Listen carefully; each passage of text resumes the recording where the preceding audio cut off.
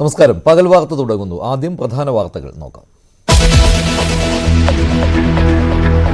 മാസപ്പടി കേസിൽ മുഖ്യമന്ത്രിക്കും മകൾക്കും ഹൈക്കോടതി നോട്ടീസ്. കോടതിയുടെ പരിഗണനയ്ക്ക് വന്നത് എക്സാലോജിക് CMRL ഇടപാടിൽ അന്വേഷണം ആവശ്യപ്പെട്ടുള്ള മാത്യു കുഴൽനാടന്റെ റിവിഷൻ ഹർജി. മാത്യു ഹൈക്കോടതിയെ സമീപിച്ചത് വിജിലൻസ് കോടതി ആവശ്യം നിരസിച്ചതിനെതിരെ.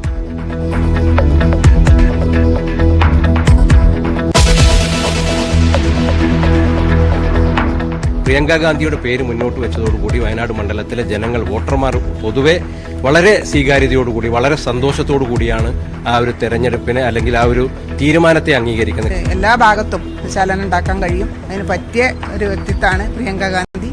അതുകൊണ്ട് പ്രിയങ്ക വരുന്നതിൽ അതിയായ സന്തോഷം. വയനാട്ടിൽ പ്രിയങ്ക ഗാന്ധി മത്സരിക്കാനെത്തുന്നതിന്റെ ആവേശത്തിൽ കോൺഗ്രസും UDFും. രാഹുലിനേക്കാൾ ഭൂരിപക്ഷം പ്രിയങ്കയ്ക്ക് കിട്ടുമെന്ന് സതീശൻ. എതിരാളികൾ ആരെന്ന കാര്യത്തിൽ ആകാംക്ഷ. മത്സരിക്കണോ എന്ന് പാർട്ടി തീരുമാനിക്കുമെന്ന് ആനി രാജ. കുടുംബ പാർട്ടിയെന്ന് പൂർണ്ണമായും തെളിഞ്ഞെന്ന് കെ സുരേന്ദ്രൻ.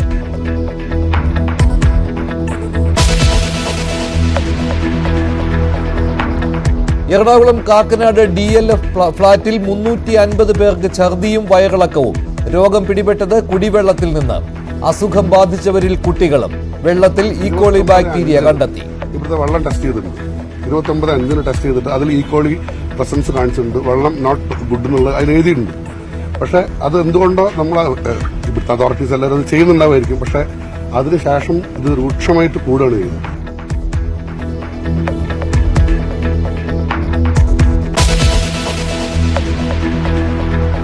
തിരുവനന്തപുരം തൃക്കണ്ണാപുരത്തെ ഇൻസ്റ്റാഗ്രാം താരത്തിന്റെ ആത്മഹത്യയിൽ പോലീസ് അന്വേഷണം തുടരുന്നു. +2 വിദ്യാർത്ഥിനിയുടെ ആത്മഹത്യയ്ക്ക് കാരണം സാമൂഹ്യ മാധ്യമ അധിക്ഷേപമെന്ന് സംശയം.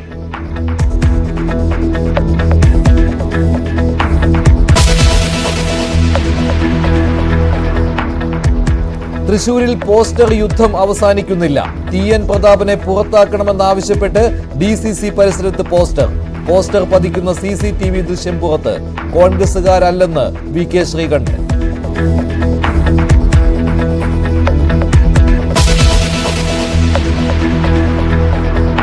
നെല്ല് സംഭരിച്ചതിന് കർഷകർക്ക് നൽകാൻ സർക്കാരിന്റെ കയ്യിൽ പണമില്ലെന്ന് ഭക്ഷ്യമന്ത്രി. കർഷകർക്കുള്ള കുടിശ്ശിക 500 കോടിയെന്ന് സമ്മതിച്ച് മന്ത്രി. കേന്ദ്രത്തെയും ബാങ്കുകളെയും പഴിചാരി GR അനിൽ.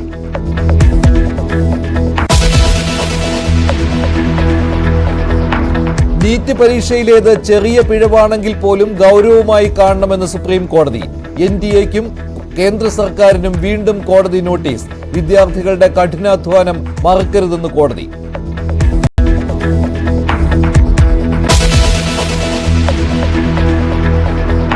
ലോക്സഭാ സ്പീക്കർ പദവിയെ ചൊല്ലി NDA-യിൽ വിള്ളലുണ്ടാക്കാമെന്ന ഇന്ത്യ സഖ്യത്തിന്റെ പ്രതീക്ഷ മങ്ങുന്നു. പ്രധാനമന്ത്രിയുടെ തീരുമാനം സഖ്യകക്ഷികൾ അംഗീകരിക്കാൻ സാധ്യത. BJP-യുടെ ഓം ബിർള തുടർന്നേക്കും.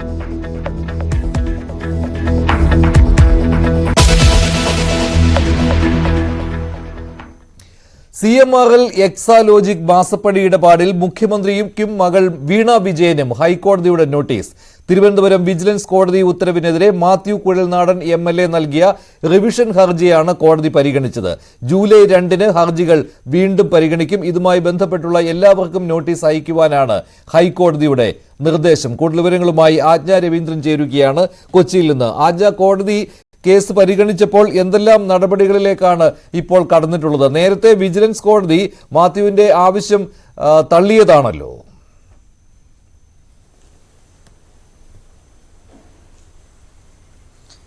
മഞ്ജുഷ്, ഇപ്പോൾ മുഖ്യമന്ത്രിക്കും വീണ വിജയനും ആണ് ഹൈക്കോടതി നോട്ടീസ് നൽകിയിരിക്കുന്നത്. CMRL എക്സാലോജിക് മാസപ്പടി ഇടപാടുമായി ബന്ധപ്പെട്ടാണ് മാത്യു കുഴൽനാടൻ നൽകിയ ഹർജിയിലാണ്, റിവിഷൻ ഹർജിയിലാണ് ഇപ്പോൾ ഹൈക്കോടതിയുടെ വിധി ഉണ്ടായിരിക്കുന്നത്. CMRL എക്സാലോജിക് കമ്പനി ഒരു ഇടപാടുമില്ലാതെ മാസപ്പടി വാങ്ങി, അതല്ലെങ്കിൽ അധ്വാനിക്കാതെ പണം കൈപ്പറ്റി എന്ന് കാണിച്ചു തന്നെയാണ് മാത്യു കുഴൽനാടൻ. നേരത്തെ മഞ്ജുഷ സൂചിപ്പിച്ചതുപോലെ ഈ ഹർജി തള്ളിയിരുന്നെങ്കിൽ പോലും വീണ്ടും അതിൽ വിജിലൻസ് കോടതി ഇതിന്റെ ഹർജി തള്ളിയിരുന്നെങ്കിൽ പോലും വീണ്ടും അത് ഹൈക്കോടതിയിൽ റിവിഷൻ ഹർജി സമർപ്പിക്കുകയായിരുന്നു. ഇതിലാണ് ഇപ്പോൾ ഹൈക്കോടതി മുഖ്യമന്ത്രിക്കും വീണ വിജയനുമെതിരെ നോട്ടീസ് അയക്കാൻ ഉത്തരവിട്ടിരിക്കുന്നത്. മഞ്ജുഷ്. ശരി, ആജ്ഞ രവീന്ദ്രനാണ് വിവരങ്ങൾ നൽകിയത്. നേരത്തെ വിജിലൻസ് കോടതി മാത്യു കുഴൽനാടന്റെ ആവശ്യം നിരാകരിച്ചതാണ്. തെളിവുകളില്ല എന്നുള്ള കാരണമായിരുന്നു വിജിലൻസ് കോടതി അന്ന് ചൂണ്ടിക്കാണിച്ചിരുന്നത്. മുഖ്യമന്ത്രിയിലേക്ക് ഈ അന്വേഷണം കൊണ്ടുചെന്നെത്തിക്കുവാനുള്ള തെളിവുകൾ ഇല്ല, മുഖ്യമന്ത്രി ഇടപെട്ടിട്ടില്ല, എന്തെങ്കിലും ആനുകൂല്യം CMRL നൽകിയിട്ടില്ല. ഇക്കാര്യങ്ങൾ നേരത്തെ വിജിലൻസ് കോടതി കണ്ടെത്തിയതാണ്. മാത്യു കുഴൽനാടൻ കോടതിയിൽ അന്ന് പറഞ്ഞിരുന്നത് വഴിവിട്ടുള്ള കാര്യങ്ങൾ CMRL ചെയ്തു കൊടുക്കുവാൻ മുഖ്യമന്ത്രിയുടെ ഓഫീസ് ശ്രമിച്ചിരുന്നു, ഇതിൽ മുഖ്യമന്ത്രിക്ക് പങ്കുണ്ട് എന്നാണ്. അതിന് പ്രത്യുപകാരമാണ് എക്സാലോജിക്കിന് നൽകിയ കരാർ. അതുമാത്രമല്ല, സേവനം നൽകാതെയാണ് എക്സാലോജിക്കും CMRLും തമ്മിലുള്ള ഇടപാട് നടന്നത് എന്ന കാര്യവും ഹർജിയിൽ ചൂണ്ടിക്കാട്ടിയിരുന്നു. പക്ഷേ ഈ ആവശ്യങ്ങൾ നേരത്തെ വിജിലൻസ് കോടതി തള്ളി. ഇതിനെതിരെ റിവിഷൻ ഹർജിയായിട്ടാണ് മാത്യു കുഴൽനാടൻ ഹൈക്കോടതിയെ സമീപിച്ചതും. ഇതിലാണ് ഇപ്പോൾ ഈ ഹർജി പരിഗണിച്ചുകൊണ്ടാണ് ഹൈക്കോടതി മുഖ്യമന്ത്രിക്കും മകൾക്കും നോട്ടീസ് അയക്കാൻ നിർദ്ദേശം നൽകിയത്. CMRL ഉൾപ്പെടെയുള്ള വിഷയങ്ങൾ ഈ തെരഞ്ഞെടുപ്പിൽ ചർച്ചയായിട്ടുണ്ടെന്ന് പ്രതിപക്ഷ നേതാവ് VD സതീശൻ ഹൈക്കോടതി മുഖ്യമന്ത്രിക്കും മകൾക്കും നോട്ടീസ് നൽകിയതിനോട് പ്രതികരിച്ചു. പാർട്ടിയുടെ അനുവാദത്തോടെയാണ് മാത്യു കുഴൽനാടൻ റിവിഷൻ ഹർജി നൽകിയതെന്നും VD സതീശൻ പറഞ്ഞു. അല്ല, തീർച്ചയായിട്ടും ആ കേസ് വിജിലൻസ് തള്ളിയ സാഹചര്യത്തിൽ വിജിലൻസ് തള്ളിയത് തെറ്റാണ് എന്ന് പറഞ്ഞുകൊണ്ടാണ് ശ്രീ മാത്യു കുഴൽനാടൻ പാർട്ടിയുടെ അനുമതിയോടുകൂടി തന്നെ ഹൈക്കോടതിയിലേക്ക് പോയിട്ടുള്ളത്. ഹൈക്കോടതിയിൽ ആ കേസ് പോകും. ഒരു വിചാരണ കോടതിയിൽ തള്ളിക്കഴിഞ്ഞാൽ പിന്നെയുള്ള ഓപ്ഷൻ അപ്പീൽ പോവുകയാണ്. ആ അപ്പീൽ ഫൈറ്റ് ചെയ്യും, നിയമപരമായി ഫൈറ്റ് ചെയ്യും ആ കേസ്. അല്ല, അദ്ദേഹം ഒരു കേസ് കൊടുത്തതിന് അദ്ദേഹത്തെ ശല്യക്കാരനായ വ്യവഹാരി എന്ന് വിളിക്കുന്നതിൻ്റെ കാര്യം എന്താ? ശല്യക്കാരനായ വ്യവഹാരി എന്ന് പറഞ്ഞാൽ നിരന്തരമായി കാണുന്നവർക്കെതിരെ എല്ലാം പരാതി കൊടുത്തുകൊണ്ടിരിക്കുന്ന ആളുകളെയാണ് പറയുന്നത്. അങ്ങനെ മാത്യു കുഴൽനാടൻ ആർക്കെതിരായിട്ടാണ് ആവശ്യമില്ലാതെ പരാതി കൊടുത്തിരിക്കുന്നത്? അദ്ദേഹം ഒരു കേസ് കൊടുത്തു, അദ്ദേഹം അദ്ദേഹം ഒരു അഭിഭാഷകൻ കൂടിയാണ്. ആ കേസിൽ കണ്ടന്റ് ഉണ്ടെന്ന് വിശ്വസിക്കുന്നു. ദൗർഭാഗ്യവശാൽ അത് വിജിലൻസ് കോടതി തള്ളിക്കഴിഞ്ഞാൽ പിന്നെ അപ്പീൽ പോകണ്ടേ. മുഖ്യമന്ത്രിക്കുള്ള നോട്ടീസ് ഹൈക്കോടതി കേസ് അംഗീകരിച്ചതിന് തുല്യമാണെന്ന് തിരുവഞ്ചൂർ രാധാകൃഷ്ണൻ. മുഖ്യമന്ത്രി സ്ഥാനത്ത് നിന്ന് മാറി നിന്നുകൊണ്ടാണ് അന്വേഷണം നേരിടേണ്ടതെന്നുമാണ് അദ്ദേഹം പ്രതികരിച്ചത്. അവർക്കതിന് വളരെ പോസിറ്റീവായിട്ട് കാണാൻ പറ്റും. കോടതിയുടെ നടപടിക്രമങ്ങൾ മുന്നോട്ട് പോകുന്നു എന്നുള്ളത് കൊണ്ട് ആ നടപടിക്രമങ്ങൾ പൂർത്തിയാകുന്നത് കഴിഞ്ഞാൽ സ്ഥാനത്തുനിന്ന് ഒഴിവായി നിൽക്കാം എന്നുള്ള തീരുമാനമായിരിക്കാം എടുക്കേണ്ടത്. അങ്ങനെയുള്ള പ്രീസിഡൻസ് കേരളത്തിലുണ്ട്, പല പ്രീസിഡൻസും ഉണ്ട്. വേണമെങ്കിൽ നോട്ടീസല്ലേ ഉള്ളൂ, അതുകൊണ്ട് ഞങ്ങൾ അതിന് മറുപടി അങ്ങ് കൊടുക്കും എന്ന് പറഞ്ഞ് വേറൊരു ന്യായം പറഞ്ഞു വേണമെങ്കിൽ ഒഴിഞ്ഞു നിൽക്കാനും പറ്റും തൽക്കാലത്തേക്ക്. കേസ് സ്വീകരിച്ചു എന്നുള്ളത് പ്രധാനപ്പെട്ട പ്രശ്നം. നോട്ടീസ് അയക്കാൻ തീരുമാനിച്ചു എന്ന് പറയുമ്പോൾ തന്നെ ഏകദേശം കേസ് അംഗീകരിച്ചതിന്റെ മട്ടിലായി. പിന്നെ അതിന്റെ പ്രതികരണം നടത്തേണ്ടത് മുഖ്യമന്ത്രിയുടെ ഭാഗത്തു നിന്നാണ്. മുഖ്യമന്ത്രി അതിനെ എങ്ങനെ കാണുന്നു എന്നുള്ളതാണ്. ഇതുവരെയുള്ള പ്രവർത്തനങ്ങൾ നമ്മൾ എടുത്തു നോക്കിയാൽ സ്വാഭാവികമായിട്ടും ഞങ്ങൾ ഇതിന് പ്രശ്നവുമില്ല, ഞങ്ങൾ അതിന് മൈൻഡ് ചെയ്യുന്നില്ല എന്ന് പറയാനാണ് സാധ്യത. വേണമെങ്കിൽ നോട്ടീസ് ഞങ്ങൾ കൊടുക്കും, അതുകൊണ്ട് തന്നെ എന്നെങ്കിൽ നിൽക്കും. അപ്പൊ അതുകൊണ്ട് ഈ നോട്ടീസ് കിട്ടിയിട്ടുള്ള ആളിന്റെ മനോഗതമാണ് ഇതിനകത്തെ പ്രധാനപ്പെട്ട പ്രശ്നം. ആ മനോഗതം എന്താ എന്നറിയാൻ കേരളത്തിലെ ജനങ്ങൾക്ക് കൗതുകമുണ്ട്. കേരളത്തിലെ ജനങ്ങൾ അത് കാത്തിരിക്കുകയാണ്. മാസപ്പടി കേസിൽ മുഖ്യമന്ത്രിക്ക് നോട്ടീസ് അയക്കാൻ ഹൈക്കോടതി തീരുമാനിച്ചത് ഗൗരവമുള്ള കാര്യമാണെന്നാണ് പ്രതിപക്ഷം പറയുന്നത്. മറ്റൊരു വാർത്തയിലേക്ക്. രാഹുൽ ഗാന്ധിക്ക് പകരം പ്രിയങ്ക ഗാന്ധി വയനാട്ടിൽ മത്സരിക്കുന്നതിനെ വലിയ ആവേശത്തോടെയാണ് വയനാട്ടുകാർ സ്വാഗതം ചെയ്യുന്നത്. കോൺഗ്രസിനും UDFിലും ഇത് വലിയൊരു ഉണർവാണ് ഉണ്ടാക്കിയിരിക്കുന്നത്. ഉപതെരഞ്ഞെടുപ്പ് അടിച്ചേൽപ്പിച്ചതാണെന്നാണ് ഇടതുപക്ഷത്തിന്റെയും BJPയുടെയും വിമർശനം.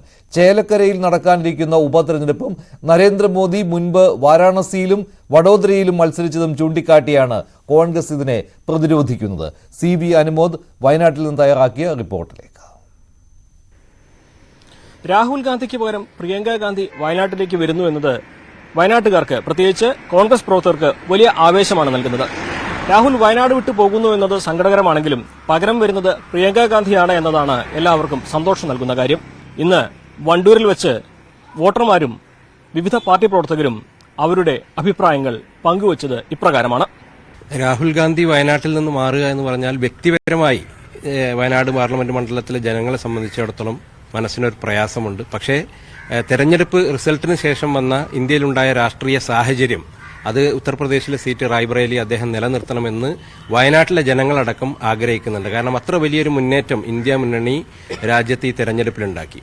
എല്ലാ ഭാഗത്തും ചലനം ഉണ്ടാക്കാൻ കഴിയും. അതിന് പറ്റിയ ഒരു വ്യക്തിത്വമാണ് പ്രിയങ്ക ഗാന്ധി. അതുകൊണ്ട് പ്രിയങ്ക വരുന്നതിൽ അതിയായ സന്തോഷം. വയനാട് പാർലമെന്റ് മെമ്പറായി ഒരു MP ആയിട്ടൊരു വനിതേനെ തന്നെ തെരഞ്ഞെടുത്ത് പറഞ്ഞയക്കാൻ ഞങ്ങൾക്ക് കഴിയുക എന്നുള്ളത് ഞങ്ങളെ സംബന്ധിച്ചിടത്തോളം, മൊത്തം വനിതകളെ സംബന്ധിച്ചിടത്തോളം വളരെ ആവേശമാണ്, വളരെ സന്തോഷമാണ്. വളരെ ആവേശത്തോടു കൂടിയാണ് ഓരോ പാർട്ടി പ്രവർത്തകരും ഈ ഒരു തീരുമാനത്തെ ഉൾക്കൊള്ളുന്നത്. പ്രത്യേകിച്ച് ജൂനിയർ ഇന്ദിര എന്ന് അറിയപ്പെടുന്ന ഒരു വ്യക്തി കൂടിയാണ് ശ്രീമതി പ്രിയങ്ക ഗാന്ധി. പ്രിയങ്കയെ കോൺഗ്രസ് പ്രവർത്തകർ ആവേശത്തോടെ സ്വീകരിക്കുമ്പോഴും വലിയ വിമർശനമാണ് ഇടതുപക്ഷവും BJPയും ഈ തീരുമാനത്തിൽ പങ്കുവയ്ക്കുന്നത്. ഇത് അടിച്ചേൽപ്പിച്ച തെരഞ്ഞെടുപ്പാണെന്നാണ് അവരുടെ ആദ്യ പ്രതികരണം.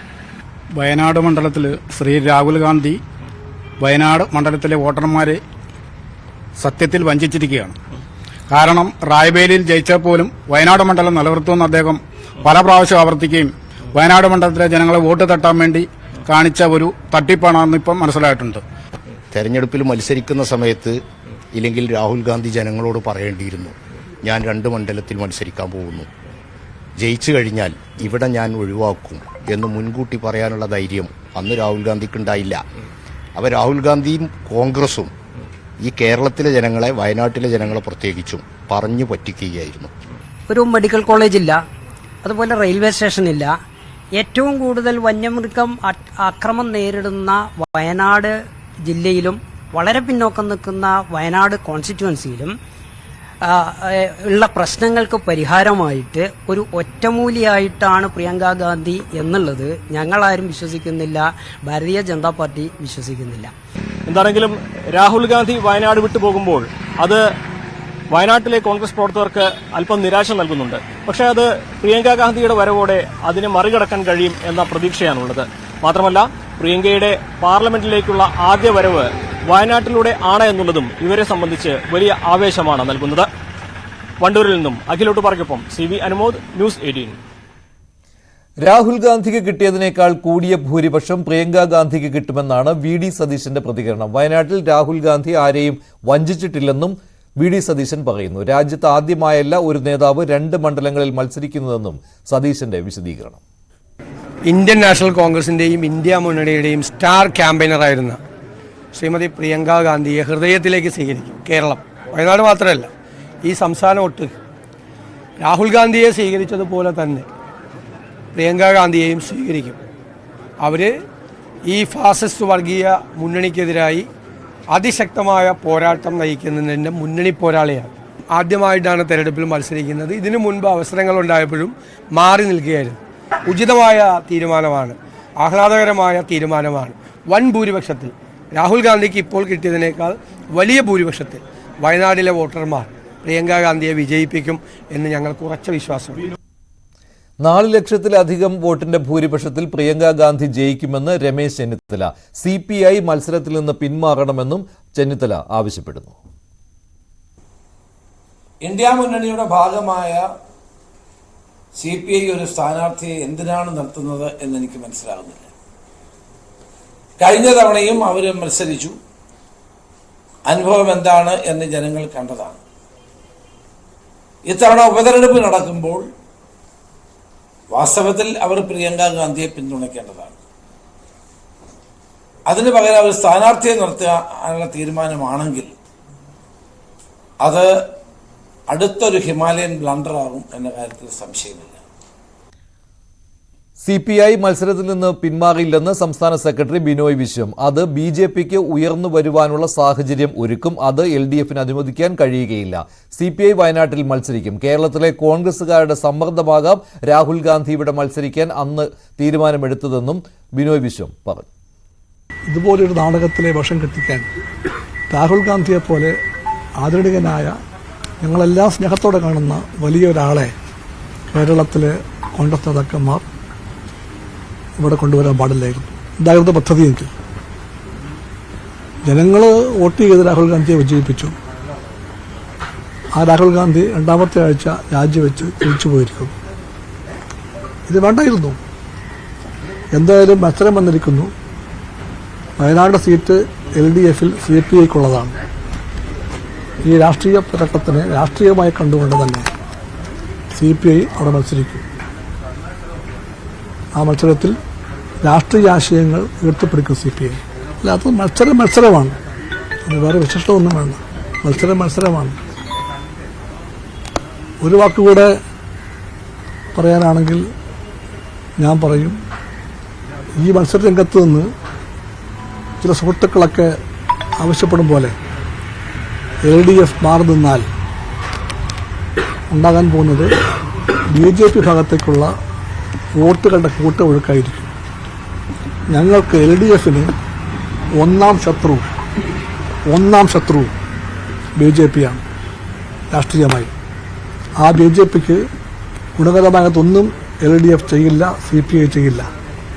അതുകൊണ്ട് തന്നെ ഞങ്ങൾ നിർബന്ധമായും അവിടെ മത്സരിക്കും. വയനാട്ടിൽ പ്രിയങ്ക ഗാന്ധിക്കെതിരെ ആരാണ് മത്സരിക്കുക എന്ന കാര്യത്തിൽ ആകാംക്ഷ തുടരുകയാണ്. വീണ്ടും വയനാട്ടിൽ മത്സരിക്കണോ വേണ്ടയോ എന്ന കാര്യത്തിൽ പാർട്ടിയാണ് തീരുമാനമെടുക്കേണ്ടതെന്ന് ആനി രാജ പറയുന്നു. No, you see, I am not an independent person. I am a party cadre, CPI cadre, and CPI as a party, we have taken or we analysed the 2014 election, and we came to the conclusion that it was not just a regime change. It was definitely, it is going to be a challenge for the democracy and secularism of our country, even to the constitution of our country. The communal fascist forces will capture all those institutions which are core to the country and its democracy. So based on that assessment, our party in our party congress have passed a unanimous political resolution saying that to defeat the communal fascist forces, the need of the hour is to the coming together of left democratic and secular forces. Accordingly, we worked, and the India Alliance platform is now there. These are all our conscious effort, political effort to defeat the communal fascist forces. So now our party will take a call on that, and definitely that will strengthen the India Alliance. Priyanka Gandhi വയനാട്ടിൽ മത്സരിക്കുന്നതിനെ കളിയാക്കുകയാണ് BJP സംസ്ഥാന president K. Surendran. Priyanka ഗാന്ധിയെ വയനാട്ടിൽ കൊണ്ടുവന്നതുപോലെ Robert വാദ്രയെ പാലക്കാട്ടും മത്സരിപ്പിക്കണമെന്നാണ് K. Surendran പറയുന്നത്. കുടുംബ പാർട്ടിയാണ് കോൺഗ്രസ് എന്ന് തെളിഞ്ഞു കഴിഞ്ഞതായും K. സുരേന്ദ്രൻ പറയുന്നു. രാഹുൽ ഗാന്ധി ആവർത്തിച്ച് പറഞ്ഞത് വയനാട് എന്റെ കുടുംബമാണെന്നാണ്. ഇത്രയും അദ്ദേഹം എന്തായിരുന്നു ഉദ്ദേശിച്ചതെന്നുള്ള കാര്യം ഇപ്പോഴാണ് ജനങ്ങൾക്ക് മനസ്സിലായത്. പ്രിയങ്ക ഗാന്ധി അവിടെ കൊണ്ടുവന്നു. ഞാൻ പ്രതീക്ഷിക്കുന്നത് അളിയൻ വധേര ഗാന്ധിയെ പാലക്കാടും കൂടി മത്സരിപ്പിച്ചാൽ കേരളത്തിലെ കോൺഗ്രസിന്റെ നേതൃത്വം സമ്പൂജ്യരാവും, സംതൃപ്തി അടയും. ഇപ്പൊ ആൾക്കാർ പറയുന്നത് അടിച്ചു കയറി വാ അളിയ എന്നാണ്. ഇനി അളിയൻ പാലക്കാടേക്ക് അടിച്ചു കയറി വാന്നായിരിക്കും. അതുകൊണ്ട് നമുക്ക് കാണാം. പാലക്കാട് മത്സരിക്കും എന്നുള്ള പ്രചാരണം തള്ളിക്കളയുകയാണ് നടൻ രമേശ് പിഷാരടി. അങ്ങനെ ഒരു ആലോചനയെ ഇപ്പോൾ ഇല്ല എന്ന് രമേശ് പിഷാരടി ഫേസ്ബുക്കിൽ പറയുന്നു. എന്നാൽ വയനാട് ലോക്സഭാ മണ്ഡലത്തിലും ചേലക്കര, പാലക്കാട് നിയമസഭാ മണ്ഡലങ്ങളിലും ഉപതെരഞ്ഞെടുപ്പുകളിൽ പ്രചാരണത്തിന് UDFന് വേണ്ടി ഇറങ്ങുമെന്നും രമേശ് പിഷാരടി ഫേസ്ബുക്കിൽ പറഞ്ഞു. കൊച്ചി DLF ഫ്ളാറ്റിലെ രോഗബാധയിൽ ജില്ലാ കളക്ടർ DMOയുടെ റിപ്പോർട്ട് തേടി. DLF ഫ്ളാറ്റിലെ 350 പേരാണ് ഛർദിയും വയറിളക്കവും ബാധിച്ച് ചികിത്സ തേടിയത്. കഴിഞ്ഞ മാസം മുതൽ തന്നെ ഇവിടെ അസുഖം ഉണ്ടായിരുന്നു. ഇക്കാര്യം കുടിവെള്ളത്തിൽ മാലിന്യം കലർന്നതിനാലാണ് എന്ന് ഫ്ളാറ്റിലെ താമസക്കാരും പറയുന്നുണ്ട്. കഴിഞ്ഞ ദിവസമാണ് ഇത് ആരോഗ്യവകുപ്പിന്റെ ശ്രദ്ധയിൽപ്പെട്ടത്. റാപ്പിഡ് റെസ്പോൺസ് ടീമുമായി യോഗം ചേരുകയാണ് ജില്ലാ കളക്ടർ. DLF ഫ്ളാറ്റിൽ ഛർദിയും വയറിളക്കവുമായി 350 പേർ ചികിത്സ തേടിയെന്നാണ് പറയുന്നത്. എന്നാൽ 500ഓളം ആളുകൾ ചികിത്സ തേടിയിട്ടുണ്ടെന്നും ഫ്ളാറ്റ് ഉടമകൾ പറയുന്നുണ്ട്. കുടിവെള്ളത്തിൽ നിന്നാണ് രോഗം പടർന്നതെന്ന് സംശയം ഉണ്ടായിട്ടുണ്ട്. എന്നാൽ ഫ്ളാറ്റ് ഓണേഴ്സ് അസോസിയേഷൻ ഇക്കാര്യം നിഷേധിക്കുകയും ചെയ്തിട്ടുണ്ട്. ആദ്യം ചില പ്രതികരണങ്ങൾ കേൾക്കാം. വെള്ളത്തിന്റെ തന്നെ പ്രശ്നമാണ്. വെള്ളം നമ്മളിപ്പോ ടെസ്റ്റ് ചെയ്യാൻ ഇന്നലെ എടുത്തിട്ടുണ്ട്. നമ്മുടെ ഹെൽത്തുകാര്, DMO എല്ലാവരും ഇന്നലെ വന്നിട്ടുണ്ടായിരുന്നു. നമ്മുടെ ഹെൽത്തിന്റെ 2 ഡോക്ടേഴ്സ് എല്ലാവരും ഇന്നലെ ചെന്ന് നമ്മൾ ടാങ്കുകളൊക്കെ പരിശോധിച്ചു. റിസൾട്ട് കിട്ടാൻ ഇച്ചിരി വൈകും. പിന്നെ ഇവര് ഈ ടാങ്കിലെ വെള്ളം കൂടാതെ ജാറില് ഒരു 10-12 പേരെങ്കിലും ലോറിക്കവിടെ വെള്ളം ഇങ്ങനെ കൊടുക്കുന്നുണ്ട്. ജാറിൽ വെള്ളം പല സ്ഥലത്തുനിന്നും വെള്ളം വാങ്ങിക്കുന്നുണ്ട്. അതുപോലെ ഫുഡ് പുറത്തുനിന്ന് വാങ്ങിച്ചു കഴിക്കുന്നുണ്ട്. ടൊമാറ്റോ ഒരു 700 എണ്ണമെങ്കിലും ദിവസം അവിടെ വരണുണ്ടെന്നാണ് അതിന്റെ പ്രസിഡന്റ് ഇന്നലെ പറഞ്ഞത്. അത് എന്റെ സംശയം എന്താണെന്ന് വെച്ചാൽ ഇപ്പൊ ഈ ടാങ്ക് എത്ര ക്ലീൻ ആണേലും ഇവര് താഴേന്നാണ് ഈ മഴവെള്ള സംഭരണിയിലോട്ട് ഈ വെള്ളം കൊണ്ടുപോകണത്. അപ്പൊ മഴ പെയ്തപ്പോ അവിടെയൊക്കെ വെള്ളം കയറിയായിരുന്നു, താഴെ തട്ടിലൊക്കെ വെള്ളം കയറിയിട്ടുണ്ടായി. ഫ്ളാറ്റ് പ്രസിഡന്റ് മധുസൂദനന്റെ പ്രതികരണം കൂടി കേൾക്കാം.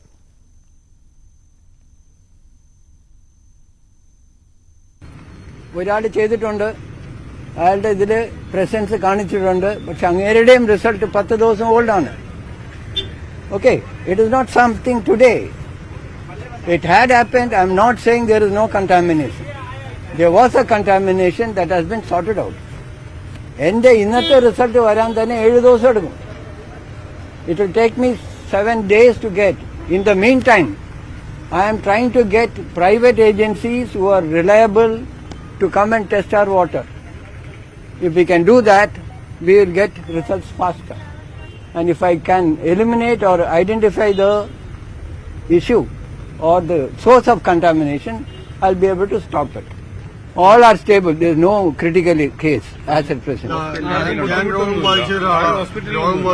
People say that. എന്നാൽ ഒരു ഫ്ളാറ്റ് ഉടമയായ ഹരീഷ് പറഞ്ഞത് ഈക്കോളി ബാക്ടീരിയ ആണെന്ന് നേരത്തെ തന്നെ സ്ഥിരീകരിച്ചുവെന്നാണ്. അദ്ദേഹം സ്വന്തം നിലയ്ക്കാണ് കുടിവെള്ളം ടെസ്റ്റിങ്ങിന് നൽകിയത്. അതുകൊണ്ട് തന്നെ അസോസിയേഷന് വീഴ്ച സംഭവിച്ചുവെന്നും ഹരീഷ് പറയുന്നുണ്ട്. അദ്ദേഹത്തിന്റെ പ്രതികരണത്തിലേക്ക്. ഈ പ്രശ്നം തുടങ്ങിയിട്ട് 2 ആഴ്ചയായി. 2 ആഴ്ചയായി പറഞ്ഞു കഴിഞ്ഞാൽ ആദ്യം പനി ഛർദിയാണ് തുടങ്ങിയത്, പിന്നെ വയറിളക്കും. ഇങ്ങനെ തുടങ്ങിയത് ഓരോ കേസുകളായി, പിന്നെ അത് കൂടി. ഈ കഴിഞ്ഞ 4 ദിവസമായിട്ടാണ് വളരെ രൂക്ഷമായ സിറ്റുവേഷനിലേക്ക് എത്തിയത്. ഒരു ഫ്ളാറ്റിൽ തന്നെ 2-3 ആൾക്കാർ, പ്രായമുള്ള ആൾക്കാർ, കുട്ടികൾ ഏറ്റവും കൂടുതൽ എഫക്റ്റഡ്. 29/5 ഇവിടുത്തെ വെള്ളം ടെസ്റ്റ് ചെയ്തിട്ടുണ്ട്. 29/5 ടെസ്റ്റ് ചെയ്തിട്ട് അതിൽ ഈക്വളി പ്രസൻസ് കാണിച്ചിട്ടുണ്ട്. വെള്ളം നോട്ട് ഗുഡ് എന്നുള്ളത് അതിൽ എഴുതിയിട്ടുണ്ട്. പക്ഷെ അത് എന്തുകൊണ്ടോ നമ്മൾ ഇവിടുത്തെ അതോറിറ്റീസ് എല്ലാവരും അത് ചെയ്യുന്നുണ്ടാവുമായിരിക്കും. പക്ഷെ അതിനുശേഷം ഇത് രൂക്ഷമായിട്ട് കൂടുകയാണ് ചെയ്യുന്നത്. ഇന്നലെ മാത്രം ഓരോ ബ്ലോക്കിൽ 35 അപ്പാർട്ട്മെന്റ് എഫക്റ്റഡാണ്. ഇന്നലെ കണക്കെടുത്ത പ്രകാരം ഞാൻ ക്യൂ ബ്ലോക്കിലാണ്. ക്യൂ ബ്ലോക്കിൽ ഇന്നലെ 35 അപ്പാർട്ട്മെന്റിലെ ആൾക്കാർ എഫക്റ്റഡ് ആണ്. അത് കണക്ക് 300 അതിൽ കൂടുതലാണ്. ഇന്നലെ സൺറൈസിലെ സൂപ്രണ്ടിന്റെ മെസ്സേജ് പ്രകാരം മിഞ്ഞാന്ന് 42 ആൾക്കാരാണ് മിഞ്ഞാന്ന് മാത്രം അവിടെ പോയിട്ടുള്ളതും അഡ്മിറ്റ് ആയിട്ടുള്ള പകുതി ആൾക്കാർ. അപ്പൊ ഇത് എങ്ങനെയാണ് വന്നത്? ടാങ്കർ വാട്ടറിൽ നിന്നാണോ വന്നത്, അല്ലെങ്കിൽ ഇവിടുത്തെ കിണറിലെ വെള്ളത്തിൽ നിന്നാണോ, അത് ഇതുവരെ ആർക്കും മനസ്സിലായിട്ടില്ല. അത് സെപ്പറേറ്റ് ചെയ്ത് ഒരു ഇൻവെസ്റ്റിഗേഷൻ നടത്തിയിട്ടുമില്ല. ഇത് സിറ്റുവേഷൻ ഇത്തിരി ഒരു പാനിക്കാണ്. പാനിക്കല്ല, എല്ലാവരും ഓക്കെയാണ്, എവരിത്തിങ് അണ്ടർ കൺട്രോൾ എന്ന് പറയുന്നത് അത് ശരിയായിട്ടുള്ളതല്ല. അതൊരു സ്റ്റേറ്റ്മെന്റ് ശരിയല്ല, മിസ്ലീഡിംഗ് സ്റ്റേറ്റ്മെന്റ് ആണ്. കുടിവെള്ളത്തിൽ നിന്നാണ് ഇങ്ങനെയൊരു രോഗബാധ ഉണ്ടായത് എന്ന് തന്നെയാണ് സംശയിക്കുന്നത്. പക്ഷേ ഇത് കഴിഞ്ഞ മാസം മുതൽ തുടങ്ങിയതാണ്. എന്നാൽ മുനിസിപ്പാലിറ്റിയെ കൃത്യമായി വിവരം അറിയിക്കാത്തത് വലിയ വീഴ്ചയാണെന്ന് ഉമാ തോമസ് MLA പ്രതികരിച്ചു. എന്തൊക്കെയാണെങ്കിലും ഇപ്പോൾ അൾട്ടിമേറ്റ് ആയിട്ട് നമ്മൾ നോക്കുമ്പോൾ ഒരുപാട് പേർക്ക് അസുഖമുണ്ടെന്ന് പറഞ്ഞു കഴിഞ്ഞാൽ വലിയ ഇഷ്യൂസ് വന്നിട്ടില്ല എന്നുള്ളത്, ഒരു ജീവൻ അപകടം വന്നിട്ടില്ല എന്നുള്ളതേ ഉള്ളൂ. പക്ഷേ ചെറിയ കുട്ടികൾക്ക്, റെസിസ്റ്റൻസ് കുറഞ്ഞവർക്കൊക്കെ എന്തെങ്കിലും പ്രശ്നം വന്നു കഴിഞ്ഞാൽ, ഡീഹൈഡ്രേഷൻ വന്നു കഴിഞ്ഞാൽ ഒരു ഹെൽത്തിന്റെ ഇഷ്യൂ, വലിയ ഇഷ്യൂ തന്നെയാണ്. അത് 6000-ഓളം പേര് ഇവിടെ താമസിക്കുന്നു എന്ന് പറയുമ്പോൾ അത് അഡ്രസ് ചെയ്യേണ്ട വിഷയം തന്നെയാണ്. ഇത് അറിയിച്ചില്ല എന്നുള്ളത് വലിയ തെറ്റ് തന്നെയാണ്. അത് മുനിസിപ്പാലിറ്റിയിൽ ഇന്നലെയാണ് ചെയർപേഴ്സണെ അറിയിക്കുന്നത്, DMO വന്ന ശേഷം. അപ്പൊ അങ്ങനെയുള്ള ഒരു ഡിലേ ഒക്കെ വന്നിട്ടാണെങ്കിലും ഞാൻ ചോദിച്ചപ്പോൾ സാമ്പിൾ എടുത്തു എന്നാണ് ആദ്യം പറഞ്ഞത്. പക്ഷെ ഇന്ന് ഇവിടെ വന്നപ്പോൾ സാമ്പിൾ ഇതുവരെ കളക്ട് ചെയ്തിട്ടില്ല. സാമ്പിൾ ഇപ്പൊ എടുക്കുന്നതേ ഉള്ളൂ. ഇന്നലെയും മിനിഞ്ഞാന്നും അവധി ആയതുകൊണ്ട് സാമ്പിള് കളക്ട് ചെയ്തില്ല എന്നാണ് പറഞ്ഞത്.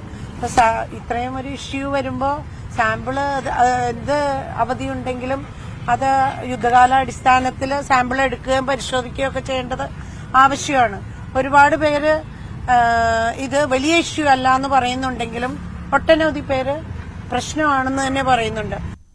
എന്താണ് സംഭവിച്ചിരിക്കുന്നത് എന്ന കാര്യമാണ് Uma Thomas MLA, Thrikkakara MLA പറഞ്ഞത്. എന്തായാലും അവിടെ ഗുരുതരമായ ഒരു സ്ഥിതിവിശേഷമാണ്. കാക്കനാടാണ് ഈ സംഭവം. കാക്കനാട് DLF ഫ്ളാറ്റ് സമുച്ചയത്തിലാണ് 350ഓളം ആളുകളാണ് വയറിളക്കവും ഛർദിയും ബാധിച്ച് വിവിധ സമയങ്ങളിലായി ചികിത്സ തേടിയത്. കുടിവെള്ളം മലിനമായതാണ് ഈ പ്രശ്നങ്ങൾക്ക് കാരണമായിരിക്കുന്നത്. കൂടുതൽ വിവരങ്ങൾ നവമി ദിനേശ് നൽകും. നവമി, ഇപ്പോൾ ഉമാ തോമസ് MLA പറയുന്നത് അവിടെ സാമ്പിള് പോലും ശേഖരിച്ചിരുന്നില്ല അവർ വരുന്നതുവരെ എന്നാണല്ലോ. അപ്പോൾ ഗുരുതരമായ ഒരു വിഷയം തന്നെയാണല്ലോ. പക്ഷേ ഈ ഫ്ളാറ്റുകളുടെ പ്രസിഡന്റ് പറയുന്നത് അങ്ങനെ വലിയ പ്രശ്നം ഇല്ല എന്നുമാണല്ലോ. മഞ്ജുഷ്, ഈ DLF-ൽ 15 ടവറുകളിലായി 1268 ഫ്ളാറ്റുകളുണ്ട്. ഏകദേശം 6000-ലധികം ആളുകളാണ് താമസിക്കുന്നത്. ഇപ്പോൾ നിലവിലെ ഔദ്യോഗികമായി ഈ അസോസിയേഷൻ പറയുന്നത് 350-ലധികം പേരാണ് ആശുപത്രികളിലും വീടുകളിലുമൊക്കെ ആയിട്ട് ചികിത്സ തേടുന്നതെന്ന്. പക്ഷേ അവിടുത്തെ താമസക്കാർ പറയുന്നത് അതിലധികം, ഏകദേശം 400-500 അധികം ആളുകൾ ഇപ്പോഴും രോഗബാധയേറ്റ് ചികിത്സയിലാണെന്ന കാര്യമാണ് താമസക്കാർ പറയുന്നത്. എന്തായാലും അസോസിയേഷന്റെ വാദത്തെ പൂർണ്ണമായും തള്ളിക്കൊണ്ടുള്ള ഒരു പ്രതികരണമാണ് ഉമാ തോമസ് MLA-യും അതോടൊപ്പം തന്നെ അവിടെയുള്ള താമസക്കാരും മാധ്യമങ്ങളോട് പറഞ്ഞത്. ഈ ഉമാ തോമസ് പറഞ്ഞതിൽ ഏറ്റവും പ്രധാനപ്പെട്ട കാര്യം, രാവിലെ ഈ വിഷയവുമായി ബന്ധപ്പെട്ട് എത്തുമ്പോൾ പോലും അസോസിയേഷന്റെ ഭാഗത്തു നിന്നും യാതൊരുവിധ പ്രതികരണം നൽകുവാനും തയ്യാറായിരുന്നില്ല.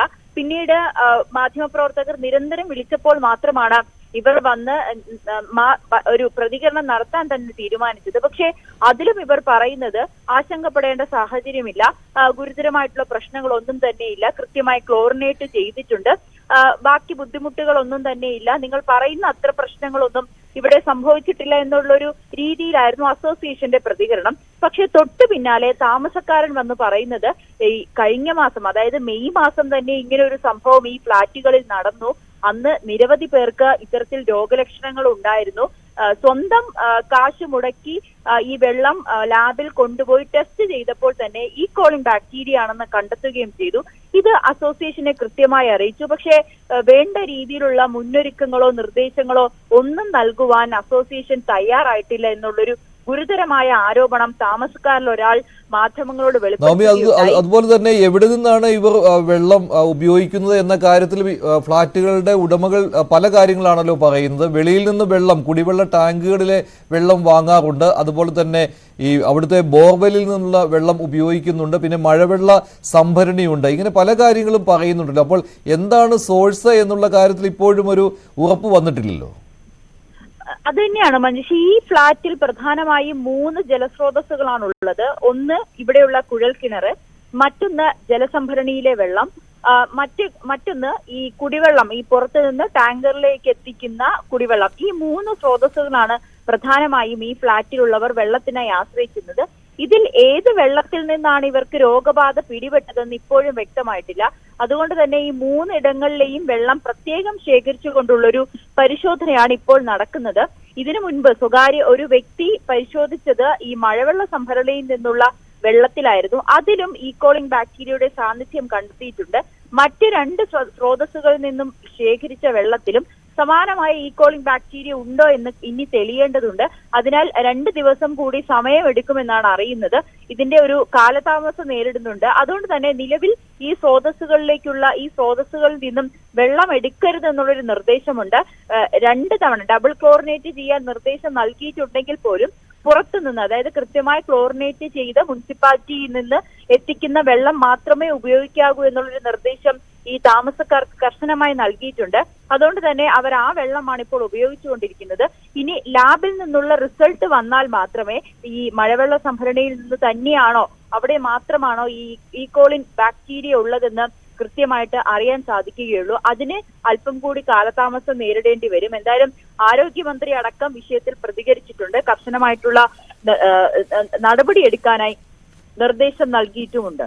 ശരി, നവമിയാണ് വിവരങ്ങൾ നൽകിയത്. കാക്കനാടുള്ള DLF ഫ്ളാറ്റ് സമുച്ചയത്തിലാണ് ഈ സംഭവം ഉണ്ടായിരിക്കുന്നത്. അവിടെ 350 പേർക്കാണ് പല സമയങ്ങളിലായിട്ട് ഇങ്ങനെ ഛർദിയും വയറിളക്കവും പിടിപെട്ടത്. വിവിധ സമയങ്ങളിലായിട്ട് അവർ ചികിത്സ തേടുകയും ചെയ്തു. ഇപ്പോഴും ഈ സ്ഥിതി തുടരുകയാണ്. മലിനജലം ഉപയോഗിച്ചതിലൂടെയാണ് എന്ന് ഏതാണ്ട് ഇപ്പോൾ സ്ഥിരീകരിച്ചിട്ടുണ്ട്. തൊട്ടടുത്ത് തന്നെയുള്ള കളമശ്ശേരി നഗരസഭയിലെ ഉദ്യോഗസ്ഥർക്ക് കൂട്ടത്തോടെ ഡെങ്കിപ്പനിയും പിടിപെട്ടു. മുനിസിപ്പാലിറ്റിയിലെ സൂപ്രണ്ട് ഉൾപ്പെടെ 6 ഉദ്യോഗസ്ഥർക്കാണ് ഡെങ്കിപ്പനി പിടിച്ചത്. കൂടുതൽ ഉദ്യോഗസ്ഥർ ഡെങ്കിപ്പനിയുടെ ലക്ഷണങ്ങളോടെ ഇപ്പോൾ നിരീക്ഷണത്തിലുമാണ്. നഗരസഭയിലെ പല വാർഡുകളിലും ഡെങ്കി കേസുകളുടെ എണ്ണം ഇപ്പോൾ കൂടി വരികയാണ്.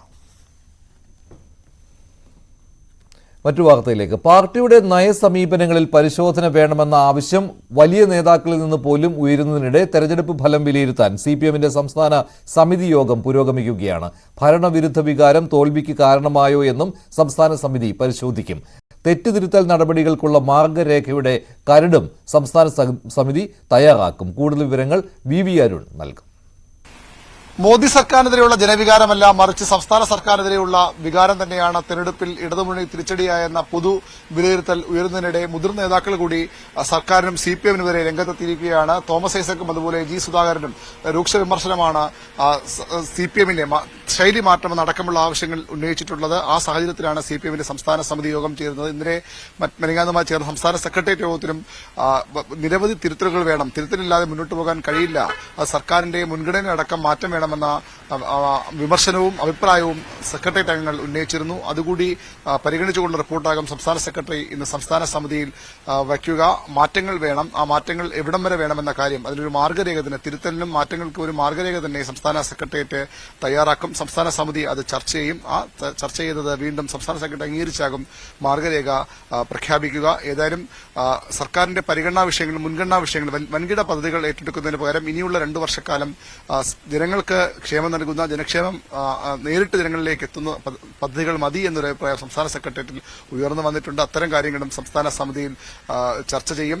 മുഖ്യമന്ത്രിക്കെതിരെയുള്ള വികാരം വോട്ടായി മാറിയെന്ന് ഘടകകക്ഷികൾ പറയുമ്പോൾ അത്തരത്തിലൊരു ചർച്ച സംസ്ഥാന സമിതിയിൽ ഉയർന്നു വരാനിടയില്ല. പക്ഷേ സർക്കാരിന്റെ പ്രവർത്തനത്തിൽ രീതി മാറണം, നയസമീപനങ്ങൾ മാറണമെന്ന ചർച്ച സംസ്ഥാന സമിതിയിൽ ഉയർന്നു വരുമെന്ന് തന്നെയാണ് പ്രതീക്ഷിക്കപ്പെടുന്നത്. Thomas ഐസക്കിന്റെയും G. സുധാകരന്റെയും ഒക്കെ വിമർശനങ്ങളും ഒരു പ്രതിഫലനവും സംസ്ഥാന സമിതിയിൽ ഉണ്ടാകുമെന്നാണ് പ്രതീക്ഷിക്കപ്പെടുന്നത്. 3 ദിവസമാണ് സംസ്ഥാന സമിതി യോഗം ചേരുന്നത്. അതിനുശേഷം ഒരു മാർഗരേഖ CPM തയ്യാറാക്കും.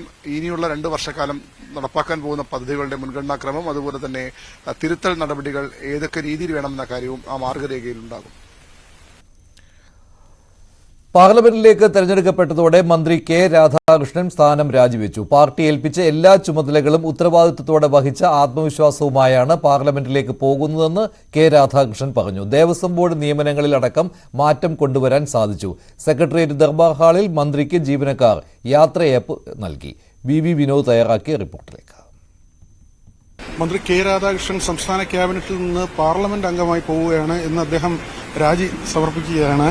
ഏതായാലും ഈ മന്ത്രിസഭയുടെ കാലാവധിയിൽ അങ്ങ് വളരെ നല്ല പ്രവർത്തനം കാഴ്ചവെച്ചായ പൊതു വിലയിരുത്തൽ, നാനാർ മന്ത്രിസഭയിലേക്ക് ചെറുപ്പത്തിൽ വന്ന അനുഭവം, അവിടെ നിന്ന് ഇപ്പോൾ തൽക്കാലത്തേക്കെങ്കിലും പടിയിറങ്ങുമ്പോൾ എന്താണ് അനുഭവമായി കൊണ്ടുപോകുന്നത്? അത് എന്നെ ഏൽപ്പിച്ച ഓരോ ഉത്തരവാദിത്തങ്ങളും നിറവേറ്റാൻ എൻ്റെ കഴിവിനനുസരിച്ച് ഞാൻ പ്രവർത്തിച്ചിട്ടുണ്ട്. ഇതിനത്ര കഴിവുള്ള ആളാണെന്നൊന്നും ഞാൻ അവകാശപ്പെടുന്നില്ല. എൻ്റെ ശേഷിക്കും കഴിവിനും അനുഭവത്തിൻ്റെ അടിസ്ഥാനത്തിൽ കൂടുതൽ മെച്ചപ്പെട്ട പ്രവർത്തനം കാഴ്ചവെക്കാനാണ് ശ്രമിച്ചത്. ഈ 3 വർഷക്കാലവും അത് തന്നെയാണ് ചെയ്തത്. ഈ വകുപ്പിനെ കൂടുതൽ സ്ട്രെങ്തൻ ചെയ്യാൻ വേണ്ടിയുള്ള നടപടി സ്വീകരിച്ചു. ഈ വകുപ്പിലൂടെ ഈ വിഭാഗത്തിന് കൂടുതൽ മെച്ചപ്പെട്ട അന്തരീക്ഷത്തിലേക്ക് വരാം, അല്ലെങ്കിൽ ആധുനിക കാലഘട്ടത്തിൽ അവർക്ക് ഉയർന്നു വരാൻ കഴിയുന്ന എല്ലാ മേഖലയിലേക്കും തിരിച്ചുവിടാൻ വേണ്ടിയുള്ള വലിയ പരിശ്രമമുണ്ടായി. അതിൻ്റെ റിസൾട്ട് പൂർണ്ണമായിട്ടും എത്താറായിട്ടില്ല. കുറച്ചും കൂടി കഴിയുമ്പോൾ അതിൻ്റെ റിസൾട്ട് കുറേയൊക്കെ ആയിട്ടുണ്ട്. അപ്പോൾ ആധുനിക രീതിയിൽ അവർക്ക് വളർന്നു വരാനുള്ള ഒരു നടപടി സ്വീകരിക്കുന്നതോടൊപ്പം തന്നെ സെൽഫ് സഫിഷ്യന്റ് ആകാൻ വേണ്ടിയിട്ടുള്ള വലിയ പ്രവർത്തനവും നടത്തി. മഹാത്മാ അയ്യങ്കാളിയുടെ ഓർമ്മ നിറഞ്ഞു നിൽക്കുന്ന ഒരു ദിവസമാണ് അന്ന്. ഈ സമയത്താണ് പാർലമെന്റിലേക്ക് പോകുന്നത്. ഇവിടെ നിന്ന് പോകുമ്പോൾ പ്രത്യേകിച്ച് SC/ST വകുപ്പ്, അതിന്റെ ഒരു പ്രവർത്തനം ആകെ മാറ്റാൻ കഴിഞ്ഞോ? ദേവസ്വം വകുപ്പ് കൈകാര്യം ചെയ്തപ്പോൾ അവിടെയും ഒരു സാമൂഹിക പരിഷ്കരണം, അങ്ങനെ ആ ഒരു പരിഷ്കാരം വരാൻ തീർച്ചയായിട്ടും. ഇപ്പം നമ്മൾ ദേവസ്വം ബോർഡുകളിൽ പിന്നെ അവിടെ സ്കൂളുകളുണ്ട്, കോളേജുകളുണ്ട്. പക്ഷേ ഇതുവരെ അവിടെ ഒരു റിസർവേഷൻ അടിസ്ഥാനത്തിലല്ല അവിടെ നിയമനം നടന്നത്. അപ്പോൾ ദേവസ്വം ബോർഡുകളിലെങ്കിലും ഇപ്പോൾ എയ്ഡഡ് സ്കൂളുകളിലെ എയ്ഡഡ് മേഖലയാണ്, അത് സ്കൂളുകളെ പോലെ തന്നെയാണ്. എയ്ഡഡ് സെക്ടറാണ് നമ്മുടെ ദേവസ്വം ബോർഡ്. അവിടെ സ്കൂളുകൾ, കോളേജുകളുണ്ട്. ആ കോളേജുകളിലും സ്കൂളുകളിലും ടീച്ചിങ് സ്റ്റാഫിന്റെയും നോൺ ടീച്ചിങ് സ്റ്റാഫിന്റെയും റിസർവേഷനിലൂടെ എടുക്കാൻ വേണ്ടിയുള്ള ഉത്തരവ് ഇറക്കിക്കഴിഞ്ഞു. കഴിഞ്ഞ ഫെബ്രുവരി 29-ന് ഉത്തരവിറക്കുകയും അത് ദേവസ്വം ബോർഡുകൾ നിർവഹിക്കാൻ വേണ്ടി തയ്യാറാകുകയും ചെയ്യുക. അതൊരു വലിയ ചേഞ്ചാണ്. അതായത് ഇതുവരെ ദേവസ്വം ബോർഡുകളിലെ സ്കൂളിലോ കോളേജിലോ നിയമനത്തിൽ റിസർവേഷൻ ഉണ്ടായിരുന്നു. ആ റിസർവേഷൻ നടപ്പിലാക്കാൻ കഴിയുന്നത് ആ മേഖലയിലെ സാമൂഹിക നീതിയുടെ ഒരു ഭാഗമാണ്. അതോടൊപ്പം തന്നെ ദേവസ്വം ബോർഡുകളിലെ പ്രവർത്തനം കൂടുതൽ കാര്യക്ഷമമാക്കി. നമുക്കറിയാം, എപ്പോഴും വലിയ രീതിയിലുള്ള അഴിമതിയുടെ ആക്ഷേപങ്ങൾ ഉണ്ടാകുന്ന ഒരു മേഖലയായിരുന്നു. അതെല്ലാം വളരെ കുറച്ച് കൊണ്ടുവരാൻ വേണ്ടി കഴിഞ്ഞു എന്നുള്ളത്. അതുപോലെ തന്നെ നമ്മുടെ ക്ഷേത്രങ്ങളുടെ ഭൗതിക സാഹചര്യം കൂടുതൽ മെച്ചപ്പെടുത്താൻ വേണ്ടിയുള്ള വലിയ ഇടപെടൽ നടത്തി. അപ്പോൾ ക്ഷേത്രങ്ങളെ അല്ലെങ്കിൽ ആരാധനാ കേന്ദ്രങ്ങളെ നമ്മുടെ മനുഷ്യന് ഉപകാരപ്രദമായി മാറ്റുന്നതിന് വേണ്ടിയാണ് ദേവാങ്കണം ചാരുഹരിതം എന്നുള്ള ഒരു പദ്ധതി നടപ്പിലാക്കുക. അത് വലിയ രീതിയിലുള്ള നേട്ടമാണ് ഉണ്ടാക്കുന്നത്. ഒരുപാട് പേര് ആഗ്രഹിച്ചു എന്ന് അങ്ങ് തന്നെ പറയുന്നുണ്ട്. കാരണം അങ്ങ് ജയിച്ചു കഴിഞ്ഞാൽ ഇവിടെ നിന്ന് പോയി പോവും, അതുകൊണ്ട് തോറ്റാൽ നല്ലതെന്ന് പലരും ആഗ്രഹിച്ചു. അതെ അതെ.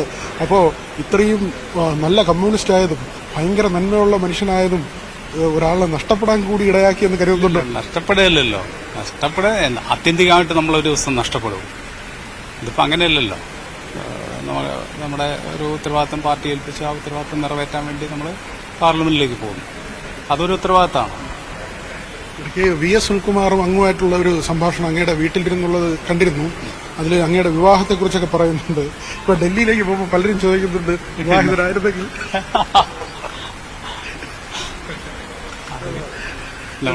നോളജ് സിറ്റിയുടെ ഉദ്ഘാടനത്തിന് പോവാണ് ലാസ്റ്റ്. നോളജ് സിറ്റി നമ്മുടെ അംബേദ്കർ ഭവൻ നോളജ് സിറ്റി ആയിട്ട് മാറ്റുകയാണ്. അത് വണ്ണന്തലയിൽ നോളജ് സിറ്റി ആക്കുന്ന അവിടെ നമ്മൾ സ്റ്റാർട്ടപ്പ് മിഷന്റെ ഓഫീസ്, പ്രീ എക്സാമിനേഷൻ, അതായത് virtual pre examination training centre, അങ്ങനെ തുടങ്ങിയ എല്ലാ പരിപാടികളും അവിടെ കേന്ദ്രീകരിക്കാൻ വേണ്ടി നോളജ് സിറ്റിയാക്കി മാറ്റി. എല്ലാ ആശംസകളും. കെ രാധാകൃഷ്ണൻ മന്ത്രിസ്ഥാനം രാജിവെക്കുകയാണ്. അദ്ദേഹം MLA പദവിയും ഒഴിയും. ഇനി കെ രാധാകൃഷ്ണന് പുതിയ നിയോഗം. ജി സുധാകരന്റെ വിമർശനത്തിന് മറുപടിയുമായി CPM ആലപ്പുഴ ജില്ലാ സെക്രട്ടറി R നാസർ. ജി സുധാകരനെ അവഗണിച്ചിട്ടില്ലെന്നാണ് നാസർ പറയുന്നത്. അദ്ദേഹത്തിന്റെ വിഷമമൊക്കെ മാറുമെന്നും നാസർ പറഞ്ഞു. ന്യൂസ് 18 നൽകിയ അഭിമുഖത്തെക്കുറിച്ചായിരുന്നു നാസറിന്റെ പ്രതികരണം. ജി സുധാകരന്റെ ഒരു ആരോപണമുണ്ട്, ആലപ്പുഴ നേതാക്കൾ അദ്ദേഹത്തെ അവഗണിക്കുന്നു. എന്തെങ്കിലും സത്യം ഉണ്ടായിരുന്നു? അവഗണയില്ല. പക്ഷെ അദ്ദേഹം വളരെ വിഷമത്തോടെയാണ് പറയുന്ന കാര്യങ്ങളൊക്കെ. വിഷമമൊക്കെ മാറും. സംസ്ഥാന സർക്കാരിനെതിരെ കേരള സ്കൂൾ ടീച്ചേഴ്സ് അസോസിയേഷന്റെ നേതാവിന്റെ ഒരു ശബ്ദ സന്ദേശം അത് വലിയ രീതിയിൽ ഇപ്പോൾ പ്രചാരം നേടുകയാണ്. ലോക്സഭാ തെരഞ്ഞെടുപ്പിൽ തോറ്റ് തുന്നം പാടിയിട്ടും പഠിക്കുന്നില്ലെന്നാണ് അദ്ദേഹത്തിന്റെ വിമർശനം. തുടർഭരണം മത്ത് പിടിപ്പിക്കുകയാണ്. സ്കൂളുകളിൽ ശനിയാഴ്ച പ്രവൃത്തി ദിനം ആക്കിയ വിഷയത്തിൽ സർക്കാർ ചർച്ചയ്ക്ക് തയ്യാറാകാത്തതിനെ തുടർന്നാണ് ഇങ്ങനെയൊരു ശബ്ദ സന്ദേശം വന്നത്. KSTA കുണ്ടറ മേഖലാ ഗ്രൂപ്പിലാണ് ഇളമ്പള്ളൂർ SNSM സ്കൂളിലെ അധ്യാപകനായ ശ്യാം ശബ്ദ സന്ദേശം ഇട്ടത്. പാർട്ടി ലോക്കൽ കമ്മിറ്റി അംഗം കൂടിയാണ് ശബ്ദ സന്ദേശമിട്ട ഈ അധ്യാപകൻ. വേണ്ടവരെയൊക്കെ ധരിപ്പിക്കേണ്ടതാണ്. ഭയങ്കര നാണക്കേടാണ്. 40 പേരുള്ള അധ്യാപകർ ഇന്ന് 37 പേര് പങ്കെടുത്തില്ല. KSTA ഉൾപ്പെടെ സമരം. നമ്മൾ എന്താണ് അവരുടെ മറുപടി പറയേണ്ടത്? അതുപോലെ മേളിൽ നിന്നുള്ള ഘടകം ഒന്ന് പറഞ്ഞു തന്നാൽ കൊള്ളാം. നിങ്ങളൊക്കെ മുകളിലോട്ട് പോയി അവരെയൊക്കെ കണ്ട് ഓച്ചാനം ചെയ്യേണ്ട കാര്യമൊന്നുമില്ല. നമ്മളെല്ലാം പാർട്ടിക്കാരായിട്ട് പാർട്ടി നാട്ടിലും പാർട്ടി പ്രവർത്തനങ്ങൾ നടത്തി എല്ലാം വളർന്നു വന്നവരാ. അതുകൊണ്ട് ഇത് ധരിപ്പിക്കാനുള്ള നമുക്കിനി അവരുടെ അടുത്ത് പോയി അധ്യാപകവും ഫണ്ട് വരുമൊക്കെ പിരിക്കാൻ പറ്റുമോ? അവർ പറയുന്നത് വെച്ചാൽ നമ്മുടെ KSTA ഉൾപ്പെടെ ഉള്ളവർ പല സ്കൂളുകളിലും ഇന്ന് മുടക്കിയിരിക്കുക. ഒന്നാമത് ലോക്സഭാ തെരഞ്ഞെടുപ്പിന് മൊത്തം തോറ്റ് ഉന്നമ്പാടി ഇരിക്കുന്ന സമയത്താണ് അടുത്ത പരിപാടി. ഇതെനിക്ക് തോന്നുന്നു മേളിൽ ഇരിക്കുന്നവർക്ക് ത്രിപുരയും കേൾക്കട്ടെ ആക്കേണ്ട ഒരു സ്ഥിതിയാണെന്ന് തോന്നുന്നു. ആ രീതിയിൽ തന്നെ തുടർഭരണം നമ്മളെ മത്ത് പിടിപ്പിക്കും. അതിൻ്റെ ഒരു അനുഭവമാണല്ലോ ബംഗാളിലൊക്കെ നമ്മൾ കാണുന്നത്. ബംഗാളിൽ കിടന്ന് പോരാടിയ കുറേ പിള്ളേർ, കുറേ യുവജനങ്ങളൊക്കെ പണ്ട് ഈ മൂപ്പലന്മാരെല്ലാം കയറി നിന്ന് ഭരിച്ചതിൻ്റെ അല്ലെന്നുണ്ടെങ്കിൽ പ്രായമുള്ളവർ ഭരിച്ചതിൻ്റെ കുഴപ്പമോ താഴേക്കിടയിൽ ഒറ്റ എണ്ണത്തിന് അടുപ്പിക്കത്തില്ല. ഇവിടെ അതൊക്കെ തന്നെ, താഴേക്കിടയിലൊക്കെ ഒറ്റ എണ്ണത്തിന് അടുപ്പിക്കത്തില്ല. എല്ലാ സംഘടനയിലും ഉള്ളതാണ്. അതിൻ്റെ അടുപ്പിക്കാത്തതിൻ്റെ കുഴപ്പമാണ് ത്രിപുരയിലും ബംഗാളിലും കിടന്ന് അനുഭവിക്കുന്നത്. അതേപോലെ ഇവിടെ ആവും. ഇങ്ങനെ പോയാണെങ്കിൽ അതേപോലെ ആവും. സർക്കാർ അനുകൂല അധ്യാപക സംഘടനയായ കേരള സ്കൂൾ ടീച്ചേഴ്സ് അസോസിയേഷന്റെ ഒരു നേതാവിന്റെ ശബ്ദ സന്ദേശമാണ് ഇത്. തോറ്റിട്ടും പാഠം പഠിക്കുന്നില്ല എന്നാണ് അദ്ദേഹം പറയുന്നത്. കഴിഞ്ഞ ശനിയാഴ്ചയും സ്കൂളുകളിൽ പ്രവൃത്തി ദിനമായിരുന്നു. ഇത് അധ്യാപകർക്ക് എതിർപ്പുള്ള കാര്യമാണ്. എന്നിട്ടും ഇതേക്കുറിച്ചുള്ള ചർച്ചകൾ നടക്കുന്നില്ല. ഈ ഒരു പശ്ചാത്തലത്തിലാണ് ഇങ്ങനെയൊരു ശബ്ദ സന്ദേശം വന്നിട്ടുള്ളത്. കൂടുതൽ വിവരങ്ങൾ VV വിനോദ് നൽകും. വിനോദ്, ഇപ്പോൾ ഇത് പല സംഘടനാ നേതാക്കളിൽ നിന്നും ഒക്കെ ഈ ലോക്കൽ കമ്മിറ്റി, ഏരിയ കമ്മിറ്റി ഇവിടങ്ങളിൽ നിന്നുമുള്ള ചിലരൊക്കെ ഇത്തരത്തിലുള്ള പരസ്യ വിമർശനങ്ങൾ, അത് അധ്യാപകർ എന്നല്ല മറ്റു വിഭാഗങ്ങളിൽ പെടുന്നവരൊക്കെ ഇങ്ങനെയുള്ള വിമർശനങ്ങൾ ഉന്നയിച്ചിട്ടുണ്ട്. അതിലേറ്റവും അവസാനത്തതാണല്ലോ KSTA തന്നെ എപ്പോഴും സർക്കാരിനെ അനുകൂലിക്കുന്ന സംഘടനയാണ്. ഇതിപ്പോൾ ഈ ശനിയാഴ്ച പ്രവൃത്തി ദിവസം ആക്കിയ ആ ഒരു സംഭവത്തിന്റെ മാത്രം കാര്യത്തിലാണോ ഇദ്ദേഹം ഇങ്ങനെ കാര്യങ്ങൾ പറയുന്നത്? ഇതേക്കുറിച്ചുള്ള എന്തെങ്കിലും പ്രതികരണങ്ങൾ വന്നിട്ടുണ്ടോ? മഞ്ജുഷ സൂചിപ്പിച്ചതുപോലെ തന്നെ ഈ സമീപകാലത്ത് ഈ സർക്കാർ അനുകൂല സംഘടനകൾ അതിൽ ഏറ്റവും പ്രധാനം CITUവിന്റെ സമരമാണ്. മോട്ടോർ വാഹന വകുപ്പുമായി ബന്ധപ്പെട്ട് ഡ്രൈവിംഗ് സ്കൂളുകളിലെ പരിഷ്കാരം, അതിനെതിരെ സെക്രട്ടേറിയറ്റിന് മുന്നിൽ പരസ്യ സമരം, മന്ത്രിക്കെതിരെയുള്ള സമരം, CITU തന്നെ രംഗത്തെത്തുന്ന സാഹചര്യം. ഇപ്പോൾ KSCA നേതാവിന്റെ ശബ്ദ സന്ദേശമാണ് പുറത്തു വന്നിരിക്കുന്നത്. ശനിയാഴ്ച പ്രവൃത്തി ദിവസമാക്കിയതിലെ എതിർപ്പാണ് പ്രധാനമായും അതിൽ ചൂണ്ടിക്കാട്ടുന്നത്. പഠിപ്പിക്കുന്നതിന് പ്രശ്നമില്ല, പക്ഷെ ചർച്ചകളില്ലാതെ ഏകപക്ഷീയമായി തീരുമാനങ്ങൾ അടിച്ചേൽപ്പിക്കുന്നു. പിരിവിന് വേണ്ടി അധ്യാപകരുടെ അടുത്ത് ചെല്ലുമ്പോൾ അവരുടെ ചോദ്യത്തിന് എന്ത് മറുപടി പറയും? ഇതിനപ്പുറത്തേക്ക് ഈ ശബ്ദ സന്ദേശത്തിൽ പറയുന്നത് തിരഞ്ഞെടുപ്പിൽ തോറ്റ് തുന്നമ്പാടി, എന്നിട്ടും പാഠം പഠിക്കുന്നില്ല. ത്രിപുരയിലും ബംഗാളിലും പാർട്ടിക്കുണ്ടായ അതേ അവസ്ഥ കേരളത്തിലും ഉണ്ടാകും. ഈ മുതിർന്ന നേതാക്കൾ യുവാക്കളെ അടുപ്പിക്കുന്നില്ല, അവർക്ക് നേതൃനിരയിലേക്ക് എത്താനുള്ള ഒരു സാഹചര്യവും ഉണ്ടാക്കുന്നില്ല. ഇതൊക്കെ തന്നെ പാർട്ടിയെ തകർക്കും എന്ന നിലയിലാണ് ഇപ്പോൾ ഈ അധ്യാപകന്റെ സന്ദേശം പുറത്തു വന്നിരിക്കുന്നത്. സംഘടനയ്ക്കുള്ളിൽ നിന്ന് തന്നെ അവരുടെ വാട്സപ്പ് ഗ്രൂപ്പിൽ വന്ന സന്ദേശമാണ് അത്. ആ ഗ്രൂപ്പിൽ നിന്ന് പുറത്തു വന്നതാണ്. തുടർഭരണം മത്തപിടിപ്പിക്കുമെന്ന കാര്യം കൂടി ഈ ശബ്ദ സന്ദേശത്തിൽ പറയുന്നുണ്ട്. മഞ്ജുഷ, ശരി. വി വിനോദാണ് വിവരങ്ങൾ നൽകിയത്. KSTയുടെ ഒരു നേതാവാണ്, ശ്യാം എന്നാണ് ഈ അധ്യാപകന്റെ പേര്.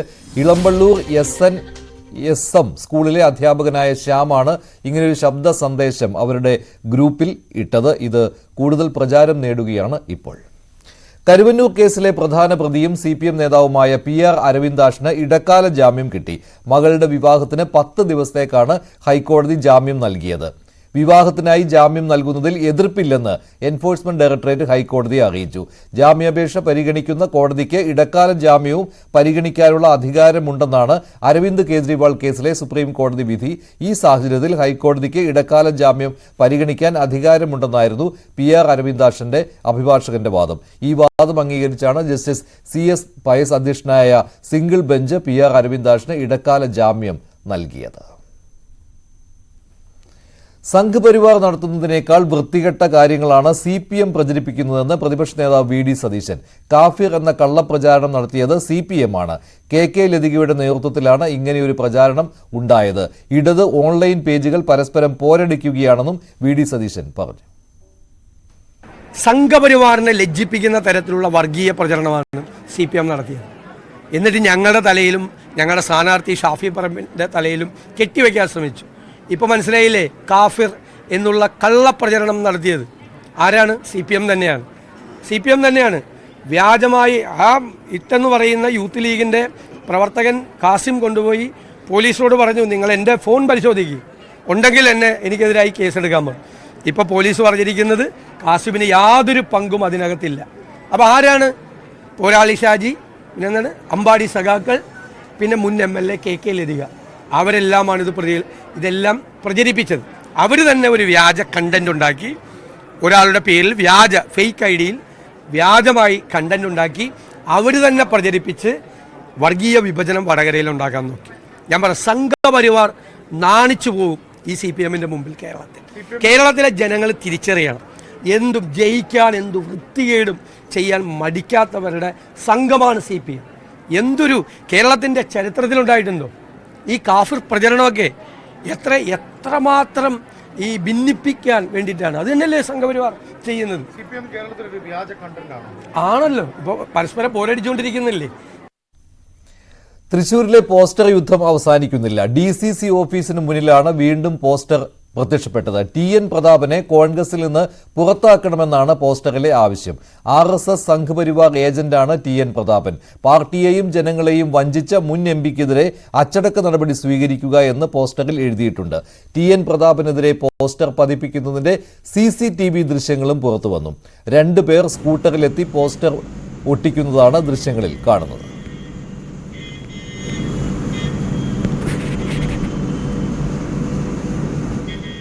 പോസ്റ്റർ ഒട്ടിക്കുന്നത് ബോധമില്ലാത്ത ആളുകളാണെന്ന് VD സതീശൻ പറഞ്ഞു. പോസ്റ്റർ ഒട്ടിക്കുന്നത് അടിസ്ഥാനപ്പെടുത്തിയല്ല പാർട്ടി രാഷ്ട്രീയ തീരുമാനമെടുക്കുന്നതെന്നും VD സതീശൻ ഇതേക്കുറിച്ച് പ്രതികരിച്ചു. നിങ്ങൾ എന്തിനാണ് ഈ വല്ലവരും കൊണ്ട് പോസ്റ്റർ ഒട്ടിക്കുമ്പോൾ എടുക്കാൻ പോണ രാവിലെ വീട് അത് ആർക്കും വേണമെന്ന് ഒട്ടിക്കുക, ഒരു CPMകാരന് ഒട്ടിക്കുക, ആർക്കും ഒട്ടിക്കാൻ വന്ന് ആരെങ്കിലും രാത്രി ഇനി വേണമെങ്കിൽ ക്യാമറ വയ്ക്കാം, ആരാണ് ഒട്ടിക്കണമെന്ന് അറിയാൻ വേണ്ടി.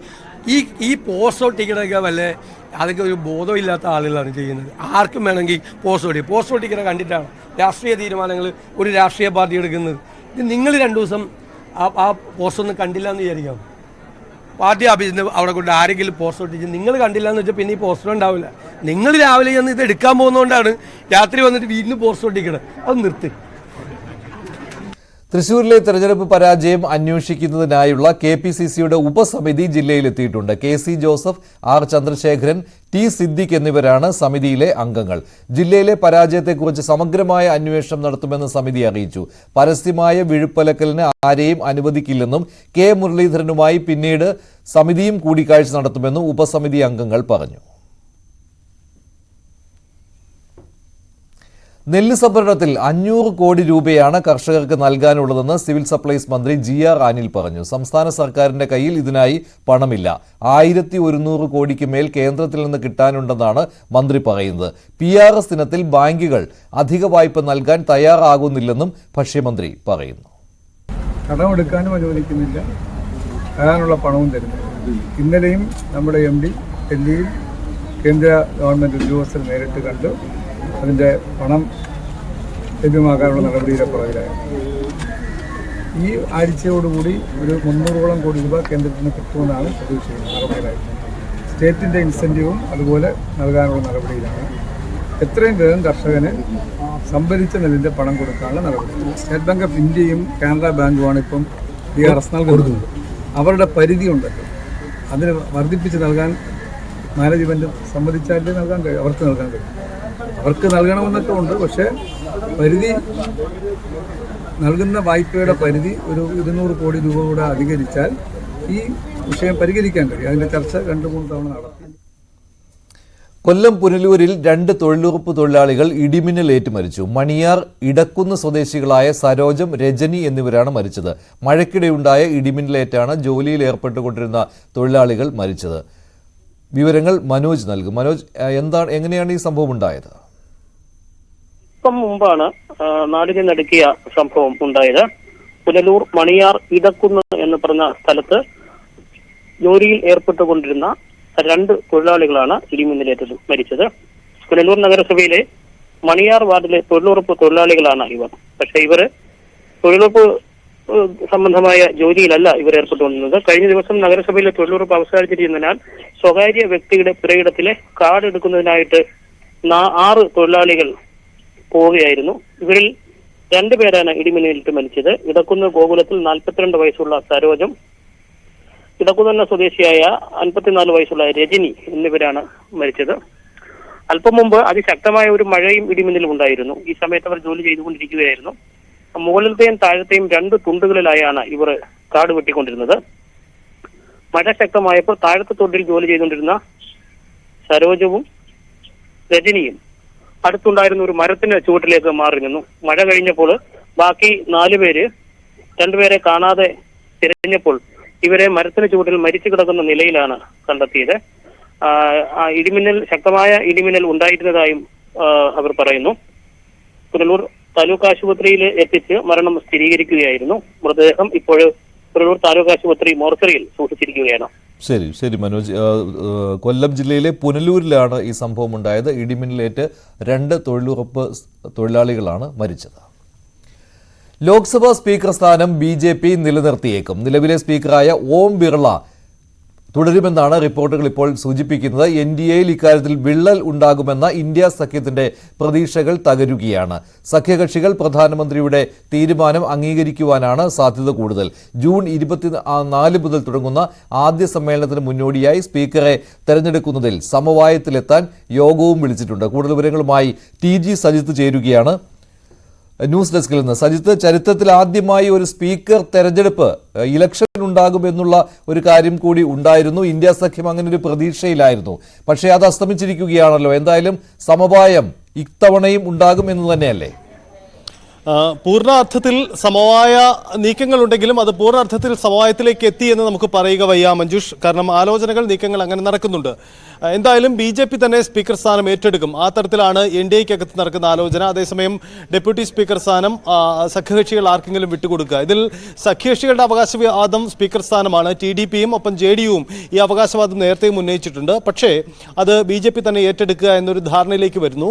എന്തായാലും പ്രതിപക്ഷ കക്ഷികളുമായി അടക്കം ധാരണയുണ്ടാക്കുക എന്നതാണ് എന്നതാണ് ഇപ്പോൾ NDAയുടെ ലക്ഷ്യം. ഇതിന് രാജ്നാഥ് സിംഗിനെയാണ്, പ്രതിരോധ മന്ത്രിയാണ് BJP ചുമതലപ്പെടുത്തിയിരിക്കുന്നത്. അദ്ദേഹത്തിന്റെ ചർച്ചകൾ ആ തരത്തിൽ നടക്കുകയാണ്. ഇന്ന് വൈകിട്ട് അദ്ദേഹത്തിന്റെ വസതിയിൽ ഇത് സംബന്ധിച്ച ചർച്ചകൾ വീണ്ടും നടക്കുമെന്നാണ് മനസ്സിലാക്കുന്നത്.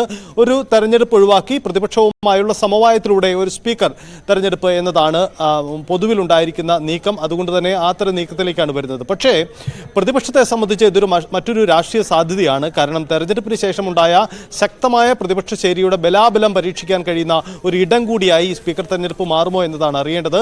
നിലവിൽ ലഭ്യമാവുന്ന സൂചനകൾ അനുസരിച്ച് BJPയിൽ നിന്ന് ഒരുപക്ഷെ നിലവിലെ സ്പീക്കർ ഓം ബിർള തന്നെ തുടരാനുള്ള സാധ്യതയുണ്ട്. അതല്ലെങ്കിൽ D പുരന്ദരേശ്വരി, ആന്ധ്രയിൽ നിന്നുള്ള ലോക്സഭാ അംഗം D പുരന്ദരേശ്വരിയുടെ പേരും BJPയുടെ ലിസ്റ്റിൽ പരിഗണനയിലുണ്ട് എന്നാണ് മനസ്സിലാക്കുന്നത്. അതേസമയം ഏതെങ്കിലും ഒരു പേര് മുൻനിർത്തിയുള്ള ചർച്ചയിലേക്ക് പ്രതിപക്ഷ ചേരി വന്നിട്ടില്ല. കാരണം അതിന്റെ സാധ്യതകൾ പരിശോധിക്കുന്നേയുള്ളൂ. പ്രതിപക്ഷത്തിന്റെ മറ്റൊരു ആവശ്യം കൂടി ചർച്ചയിൽ വരുന്നത് ഒരുപക്ഷെ രാജ്നാഥ് സിംഗുമായുള്ള ചർച്ചയിൽ അത് ഉയർന്നു വന്നേക്കാം. സ്പീക്കർ സ്ഥാനം NDA ഏറ്റെടുക്കുകയാണെങ്കിൽ ഡെപ്യൂട്ടി സ്പീക്കർ സ്ഥാനം ഒരുപക്ഷെ പ്രതിപക്ഷ ചേരി ഇന്ത്യ മുന്നണി ആവശ്യപ്പെട്ടേക്കാം. അത്തരമൊരു നീക്കത്തിലുള്ള സാധ്യതയുമുണ്ട്. എന്തായാലും ഈ സ്പീക്കർ തെരഞ്ഞെടുപ്പിന് ശേഷമുള്ള ഒരു ബലാബലത്തിന് വേദിയാകുന്നു എന്നതാണ് ചിത്രം. ശരി, TG സജിത്താണ് വിവരങ്ങൾ നൽകി. നീറ്റ് പരീക്ഷയിലേത് ചെറിയ പിഴവാണെങ്കിൽ പോലും ഗൗരവമായി കാണണമെന്ന് സുപ്രീം കോടതി.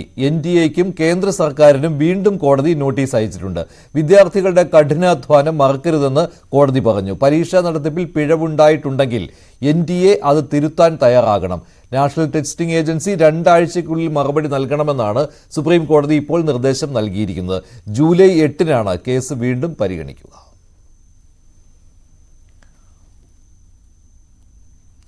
ഇൻസ്റ്റഗ്രാം റീലുകളിലൂടെ പ്രശസ്തയായ +2 വിദ്യാർത്ഥിനിയുടെ ആത്മഹത്യയിൽ സുഹൃത്തിനെ പ്രതി ചേർക്കും. സംഭവത്തിൽ സുഹൃത്തിന്റെ മൊഴി കഴിഞ്ഞ ദിവസം പൂജപ്പുര പോലീസ് രേഖപ്പെടുത്തിയിരുന്നു. സാമൂഹ്യ മാധ്യമങ്ങളിലെ അധിക്ഷേപത്തിൽ തനിക്ക് പങ്കില്ലെന്ന് സുഹൃത്ത് മൊഴി നൽകിയിരുന്നു. മൊഴി വിശദമായി പരിശോധിക്കുമെന്ന് പോലീസ് വ്യക്തമാക്കി. പെൺകുട്ടിയുടെ മൊബൈൽ ഫോൺ സൈബർ വിഭാഗം പരിശോധിക്കുകയാണ്. കഴിഞ്ഞ തിങ്കളാഴ്ചയാണ് നഗരത്തിലെ സ്കൂളിലെ +2 വിദ്യാർത്ഥിയും ഇൻസ്റ്റാഗ്രാം റീലുകളിലൂടെ പ്രശസ്തയായ തിരുവനന്തപുരം കുന്നപ്പുഴ സ്വദേശിയുമായ പെൺകുട്ടി ആത്മഹത്യയ്ക്ക് ശ്രമിച്ചത്.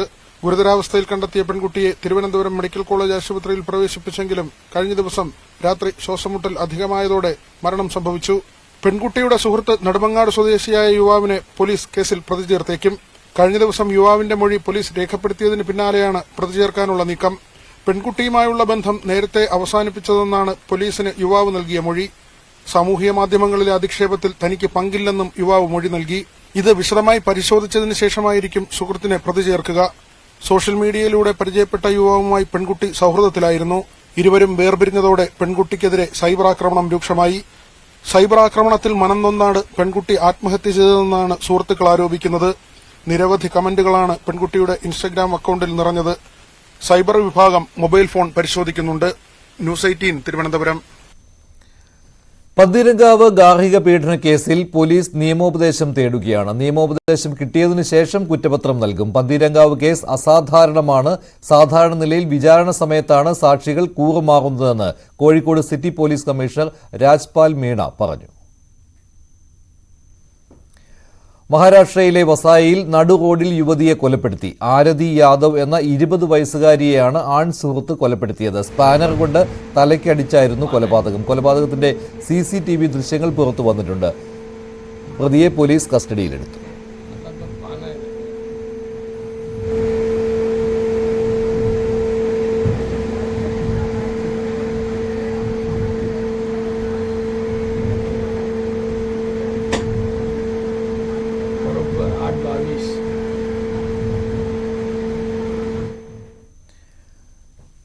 കോയമ്പത്തൂർ കൊച്ചി ദേശീയപാതയിൽ മലയാളികളായ കാർ യാത്രക്കാരെ ആക്രമിച്ച സംഭവത്തിൽ ഒരാൾ കൂടി പിടിയിലായിട്ടുണ്ട്. പിടിയിലായത് അംബികാപുരം സ്വദേശി വിഷ്ണുവാണ്.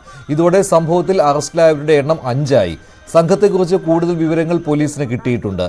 ആക്രമണം നടത്തിയത് 11 അംഗങ്ങൾ ഉൾപ്പെട്ട സംഘമാണ്. കുഴൽപ്പണവും കടത്ത് സ്വർണവും ലക്ഷ്യമിട്ട് പതിവായി ഹൈവേയിൽ ആക്രമണം നടത്തുന്നവരാണ് ഇവരെന്നാണ് പോലീസ് പറയുന്നത്.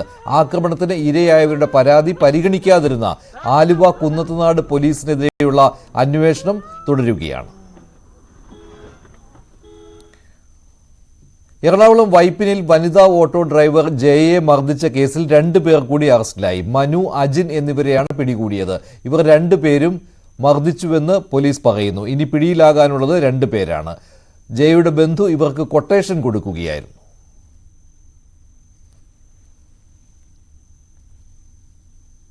നെടുമ്പാശ്ശേരി അവയവക്കടത്തിൽ മുഖ്യ സൂത്രധാരൻ മധുവിനായി അന്വേഷണം പോലീസ് ഊർജിതമാക്കി. മധുവിനായി ബ്ലൂ കോർണർ നോട്ടീസ് പുറത്തിറക്കാൻ CBIക്ക് അപേക്ഷ നൽകിയിട്ടുണ്ട്. മധുവിനെ ഉടൻ നാട്ടിലെത്തിക്കാൻ കഴിയുമെന്ന് അന്വേഷണ സംഘം പറയുന്നു. അവയവക്കടത്തിന്റെ ഭാഗമായി മനുഷ്യക്കടത്തും നടന്നിട്ടുണ്ടോ എന്ന് NIA അന്വേഷിക്കുകയാണ്.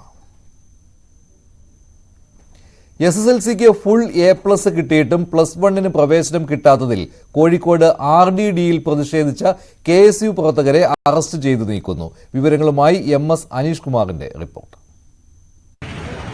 SSLC പരീക്ഷയിൽ ഫുൾ A+ ലഭിച്ച കുട്ടികൾക്ക് പോലും അഡ്മിഷൻ ലഭിക്കുന്നില്ലെന്ന പരാതിയാണ് കോഴിക്കോട്, മലപ്പുറം ജില്ലകളിൽ നിന്നായി ഉയർന്നു വരുന്നത്. ഇപ്പോൾ നമുക്കിപ്പോൾ 2 വിദ്യാർത്ഥികളുണ്ട്. നിങ്ങൾ എവിടെ ഉള്ള ആളുകളാണ്? എന്താണ് പേര്? എന്റെ പേര് സുരത്ത്. ഞാൻ കിയയൂർ കൊയിലാണ്ടി ആണ് വരുന്നത്. ഫുൾ A+ നേടിയിട്ട് ഇതുവരെ സീറ്റ് കിട്ടിയില്ല. ഫസ്റ്റ് അലോട്ട്മെന്റ് കിട്ടിയില്ല, സെക്കൻഡ് അലോട്ട്മെന്റ് കിട്ടിയില്ല. ഏത് വിഷയമാണ് കൊടുത്തിരുന്നത്? സയൻസ്. വേറെ എന്തെങ്കിലും വിഷയങ്ങൾ വല്ലതും വന്നിട്ടില്ല? ഇല്ല, വേറെ ഒന്നിലും അലോട്ട്മെന്റ് വന്നിട്ടില്ല. ഇതെന്താണ് അന്വേഷിച്ച് നിങ്ങൾ വല്ലവരും ബന്ധപ്പെട്ടോ? സ്കൂൾ ഒലിക്കൊന്നും അറിയില്ല എന്നാ പറയുന്നത്. ഒന്നും അറിയില്ല. അഭിഷേക്. ഫുൾ A+ ആണ്. ഇതുവരെ എവിടെയും കിട്ടിയിട്ടില്ല. സയൻസ് വിഷയത്തിനാണ് കൊടുത്തത്, അതും കിട്ടിയിട്ടില്ല. എന്താ ചെയ്യേണ്ട അറിയില്ല. ഇപ്പൊ A+ ഒക്കെ കിട്ടിയപ്പോൾ വലിയ സന്തോഷം ഉണ്ടായിരുന്നോ? വളരെ സന്തോഷമായിരുന്നു. പക്ഷെ ഇപ്പൊ സന്തോഷമൊക്കെ പോയി. A+ കിട്ടിയപ്പോ വലിയ സന്തോഷം ആഘോഷമൊക്കെ ആയിരിക്കും അല്ലേ? സന്തോഷമായിരുന്നു. പക്ഷെ ഇപ്പൊ ഇങ്ങനത്തെ അവസ്ഥയാണ്. ആ സന്തോഷമൊക്കെ ഇപ്പൊ പോയി. എല്ലാം പോയി. എന്തായാലും അത് ഇവരുടെ സഹോദരനുണ്ട് നമ്മോടൊപ്പം. രണ്ടുപേരും A+ കിട്ടിയ ആളുകളാണ്. പക്ഷെ സാധാരണഗതിയിലൊക്കെ A+ കിട്ടിയ വലിയ ആഘോഷവും അഡ്മിഷനും കിട്ടുന്ന എളുപ്പമായി. ആഘോഷത്തിലേക്കുള്ള ഒരു വേളയൊന്നും ഇല്ലായിരുന്നു. റിസൾട്ട് വന്ന് അതിന് കുറച്ച് ദിവസം ആകുമ്പോഴത്തേക്ക് അലോട്ട്മെന്റ് വന്ന് ആഘോഷിക്കാനൊന്നുള്ള ഒരു സാഹചര്യം ഇല്ലായിരുന്നു. അങ്ങനെ ഫസ്റ്റിൽ വന്നപ്പോൾ സെക്കൻഡിൽ വരുന്നൊരു വിശ്വാസം ഉണ്ടായിരുന്നു. അതിലും വന്നില്ല. ഇനിയിപ്പോൾ തേർഡിലേക്ക് വേറൊന്നും ചെയ്യാനില്ല. മുമ്പിലൊന്നും തോന്നിയിട്ടില്ല. ഇനിയൊരു വിദ്യാർത്ഥിക്ക് പോലും ഇങ്ങനെ ഒരു സമരമായിട്ട് മുന്നോട്ട് പോകാൻ സർക്കാർ അതിനുള്ള നടപടി എടുക്കുക. ഇനി തേർഡ് അലോട്ട്മെന്റ് വരുമെന്ന് പ്രതീക്ഷിക്കുന്നു. ഇനി ഇതിപ്പോൾ പ്രൈവറ്റ് സ്കൂളുകളിൽ മാനേജ്മെന്റ് കോട്ടയിലൊക്കെ സീറ്റ് കാണും. മാനേജ്മെന്റ് സീറ്റിലൊക്കെ കൂടെ അതിനുള്ള സാമ്പത്തികം എല്ലാവർക്കും ഉണ്ടായിന്ന് വരില്ലല്ലോ. ഇനി എങ്ങനെയെങ്കിലും തേർഡ് അലോട്ട്മെന്റ് കിട്ടുമെന്ന് നോക്കാം. പ്രതീക്ഷ. വലിയ പൈസ ആയിരിക്കും ചോദിക്കുകയും ചെയ്യുന്നല്ലേ? പിന്നെ ഫീസ് കൊടുത്ത് പഠിക്കുകയും ചെയ്യണം. അതെ. എന്തായാലും ഇതാണ് അവസ്ഥ. കാരണം വലിയ തുക നൽകി വേണം മാനേജ്മെന്റ് കോട്ടയിൽ പോലും സ്വകാര്യ സ്കൂളുകളിൽ പ്രവേശനം നേടാൻ. പിന്നെ ഫീസ് ഇനത്തിലും വലിയ തുക ചെലവഴിക്കേണ്ടി വരും. അതുകൊണ്ട് തന്നെ സർക്കാർ സ്കൂളുകളിലോ എയ്ഡഡ് സ്കൂളുകളിലോ ലഭിച്ചില്ലെങ്കിൽ അങ്ങേയറ്റം കാര്യങ്ങൾ ദുസ്സഹമാവും എന്നാണ് വിദ്യാർത്ഥികൾ തന്നെ പറയുന്നത്. എന്തായാലും ഈ വിഷയത്തിൽ അടിയന്തര നടപടി ആവശ്യപ്പെട്ട് KSU പ്രവർത്തകർ RDD ഓഫീസിൽ ഉപരോധം സംഘടിപ്പിച്ചു. RDD ഓഫീസിൽ ഏതാണ്ട് മണിക്കൂറുകളോളം ഉപരോധം നടത്തിയ പ്രവർത്തകരെ പോലീസ് പിന്നീട് അറസ്റ്റ് ചെയ്ത് നീക്കുകയായിരുന്നു.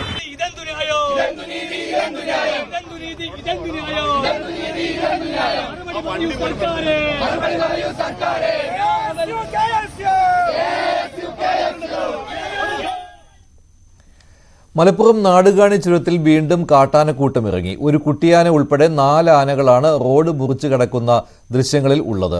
ചുരം വഴി പോയ വാഹനയാത്രക്കാരാണ് ഈ ദൃശ്യം പകർത്തിയത്. കാട്ടാന കാർ കുത്തിമറിച്ചിടാൻ ശ്രമിക്കുന്ന ദൃശ്യവും ഇതിലുണ്ട്. ഇന്നലെ രാത്രിയിലായിരുന്നു സംഭവം.